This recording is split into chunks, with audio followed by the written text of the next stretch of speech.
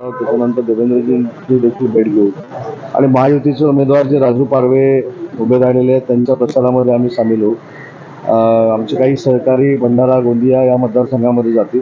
Overall विदर्भातल्या प्रत्येक मतदारसंघामध्ये शिवसेनेचे पदाधिकारी गेले पाहिजेत या ज्या काही मुख्यमंत्री महोदयांच्या सूचना होत्या, आदेश होत्या, त्या पद्धतीने आज आम्ही सगळे नागपूरला आलेलो आहोत. अजून तिला सुटलेला नाही, काय आहे म्हणजे 2 दिवस शिल्लक राहिल्यापासून उमेदवारी भावना गौड यांनी फडणवीस साहेबांची भेट घेतली. नाही, हा तिला देखील 1-2 दिवसामध्ये सुटेल.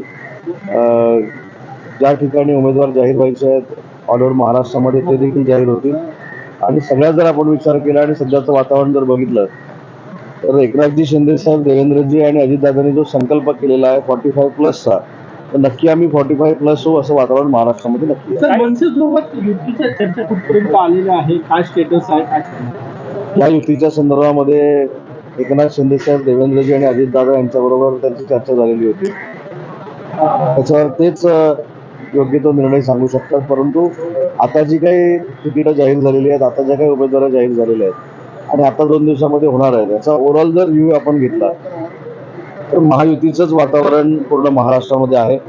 आणि 400 पार करत असताना 45+ हे महाराष्ट्रामधनं होईल अशी आमची सगळ्यांची अपेक्षा आहे. 4 जागावर जे घोळवलं होतं ठाणे, कल्याण, संभाजीनगर, काय स्टेटस आहे? तर त्याच्यावरचा निर्णय देखील येत्या 2 दिवसामध्ये होईल.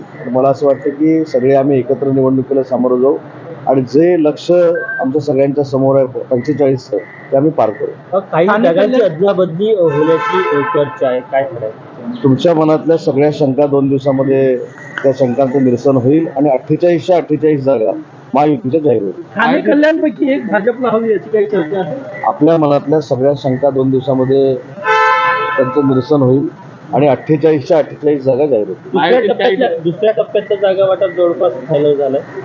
ते सगळ्याच टप्प्याचं जागा वाटप 2 दिवसामध्ये फायनल होईल आणि 48च्या 48 जागा जाहीर होतील. अशी देखील चर्चा सुरू आहे. ही चर्चा आणि सूत्र ही फार आपल्या सगळ्या क्षेत्रामध्ये आहेत.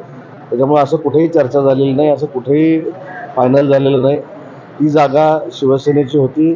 पूर्वीचे आमचे खासदार सहकारी आमच्यासोबत दुर्दैवानं आले नाही, त्याच्यामुळे त्या जागेवर शिवसेनेनं दावा ठेवलेला आहे आणि शिवसेनेला जागा जर मिळाली तर महायुतीच्या सगळ्या नेत्यांच्या आशीर्वादानं ती जागा 2 ते 2.5 लाखांना आम्ही जिंकू.